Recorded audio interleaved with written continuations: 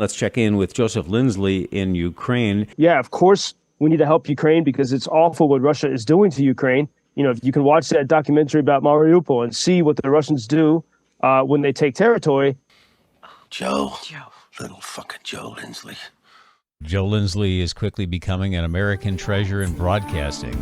Welcome to Ukraine Bank. We're going to take you to Kyiv right now and talk to Joseph Lindsley. Joe, as you probably know, the reports are that because of dwindling supplies of ammunition, it's virtually becoming impossible for Ukraine to go on the offensive. There's only enough to hold off the Russians and conserve supplies for defense, and that doesn't bode well for the war effort, does it? Well, Bob, no, and good afternoon from Kyiv. I just arrived a few hours ago by train from Kharkiv. And, I love being in Kharkiv because it's such an inspiring place. There were more drones coming in near the city last night, Russian drones.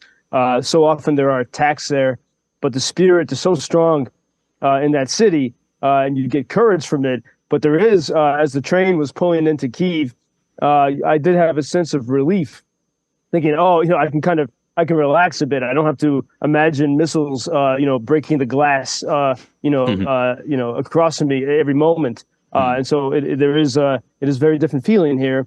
When we think about, we look at the story of the supplies, especially ammunition for Ukraine. There's another piece of that is really missed in all of the media coverage and the political debates. Is that for how long would Ukraine be expected to have only a defensive war? Just to keep standing there while the Russians, send, they have a much larger country. They have less regard for human life, as they've shown. They have prisoners that are conscripted to fight. The Russians do. And, are Ukrainians just supposed to stand there and keep defending until when? Until what point? And, will Kyiv, forever be a city that Russia will send missiles to? And you just hope that there's enough air defense supply, or can there be a strategy to turn things around and to move for victory? And so, this is what gets missed. And I think, it's the politicians who say they support Ukraine.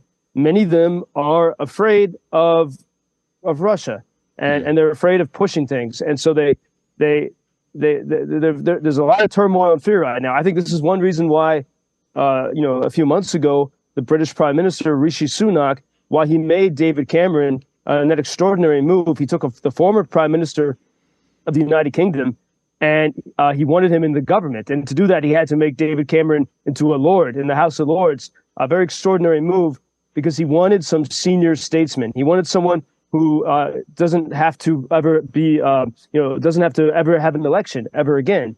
Someone that's removed from sort of the political turmoil, who's able to be very clear about the threat that's faced. And David Cameron he spoke very eloquently a few days ago in the United Nations, laying out the case that he said, of course, we need to help Ukraine because it's awful what Russia is doing to Ukraine. If you can watch that documentary about Mariupol and see what the Russians do when they take territory. But then he said, but this is for the security of the world. And if Ukraine was part of Russia, just imagine the hell that would be unleashed upon the world. And at the same series of meetings in the United Nations, also the Polish foreign minister spoke very passionately, to the surprise of many, to the surprise of his critics in Poland. Sikorski, the foreign minister, said, this is a replay of what happened in the 20th century. And the Eastern Europeans, he said, should remember this. Anyone who stood against the evil empire of Sovietism should recognize that this is the same threat that we're facing today.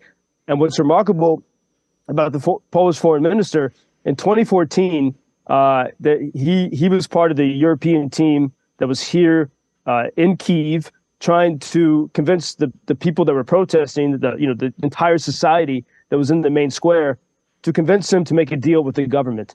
And there's a video where you can see the current Polish foreign minister was foreign minister back then as well. And he was telling the leaders of the Maidan, of the protests, the people's protests in the square, he said, you really need to negotiate. If you don't negotiate with the government of Yanukovych, you will all be dead soon.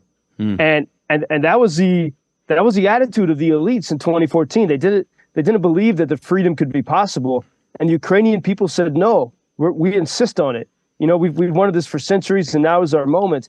And they got it for 8 years, really. And now it's, once again under dire threat. But to see the transformation of the Polish foreign minister, who was telling the Ukrainians to tone down their freedom in 2014, to his passionate speech at the UN a couple of days ago, is remarkable. But even then, you can have all the great speechifying in the world, and you can talk about sending defensive ammunition. But if the West and the powerful free nations will not send ATACMS, long-range missiles, and will not give Ukraine permission to hit Russian military bases in Russia, how does this end? Is the question. You talk about facts not reported in the news, and I came across one the other day that really stood out. Of the $61 billion earmarked for Ukraine, 64% of that would flow back to the United States, back to defense contractors that make the weapons, and that's something that you don't hear about, do you, Joe? Yeah, and Bob, it's not even back. It doesn't ever come here. It's and so much. I mean, in those spending packages, the military aid is the valuation, the estimated value of old equipment that the United States is sending to Ukraine. So stuff that was paid for a long time ago. The only new costs are of transporting it here, but that's often offset by the cost of storing that equipment in the U.S. And so if you look at it, it's nowhere near as much as it seems. And then there's always the replacement value. So most of that money is for the United States to buy new equipment for us, which, by the way, if Russia was not waging war in Ukraine, the Pentagon is always buying new weapons. So a lot of this money we would be spending anyway.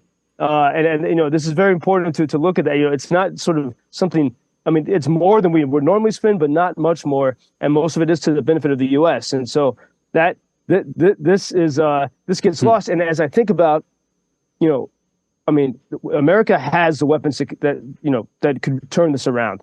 The Biden administration, even without further approval from Congress, can send ATACMS, as they have done before, as they did when President Zelensky visited Washington in September.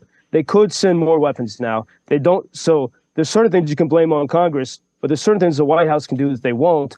And I think about, when I was in Kramatorsk and Donbass a couple of days ago, I was with friends, and they were Ukrainian civilians delivering drones and electronic warfare technology to the front. So you see this amazing effort of just the people, while they're waiting and hoping for the bigger weapons to get the stuff the guys need at the front. And I want to share with you these words of this Ukrainian poet, Halna Kruk. She wrote a poem about thermal imagers. It's called Human Warmth. She says, and the thermal imagers, help you find the enemy. She said, choosing a thermal sensor or night vision device, you scroll and wonder through all these models designed for tracking animals and spotting shy birds in the wild. And then in horror, through those designed for hunting, for neither beast nor bird deserves this. She's speaking about, these were made for hunting, but now for hunting animals, but now they're used to hunt humans. And she talks about the idea of heat. How often did it warm you in the trenches, sheltering you from the roaring missiles, your heat, your body heat? And then she says, the gophers, the weasels, the moles are so small and unremarkable. They don't count. You can see the little signs of heat. You're looking for the human heat. And then she writes, taking aim, you must remember, human warmth is special. It can kill. And the paradoxes we see here, but this, that can take you to the scene of being the Ukrainian soldier there at the front line, trying to hold the line, using the thermal imager, never having wanted to kill a person and having to do it now. And meanwhile, those with the real weapons will not send them. And this is the difficult reality everyone's in here.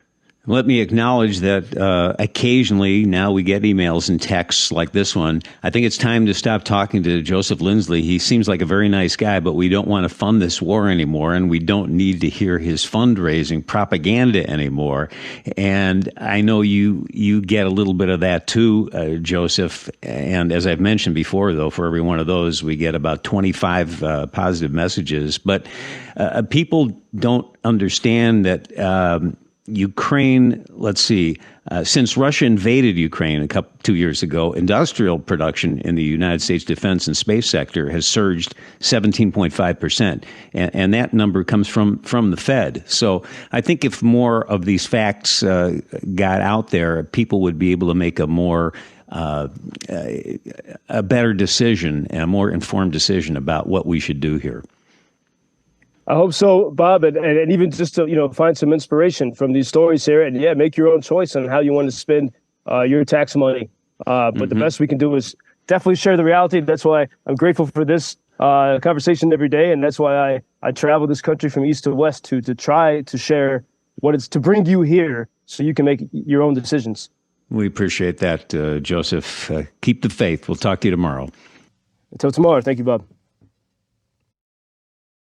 Thank you for introducing Ukraine on your social media pages. That's very important that much more people can get more information about the situation here and how everybody can help Ukraine to stay stronger and to save all the world. Що сказав? Well, which side are you on? На чиїй ти стороні? Come on now. Oh, which side are you on? На чиїй ти стороні?